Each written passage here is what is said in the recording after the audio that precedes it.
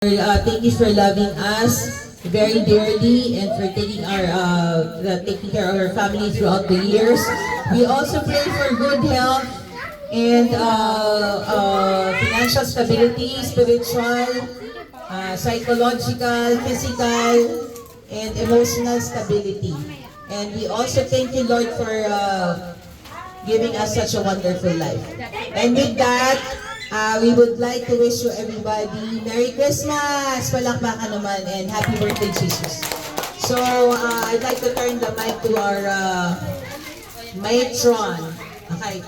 So, every year, may ina-award si Mama because of your hard work. So, for that, we would like to call the members of the family. Kapatid dyan, ibigay mo na. Siyempre, okay. Tayo, mga kapatid.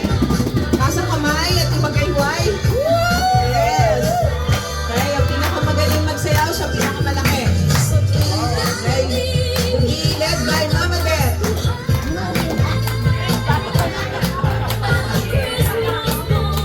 Next is Madeline. Pag hindi magsayaw, wala. Dito kay Sarah ni Mama. Sino kay Sarah ni Mama? Marion, Marian, and Maron, and Rita. Yan. Dito, halap kayo dito.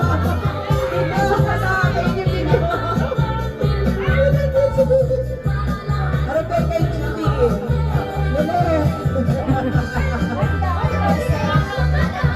Maron sa'yo.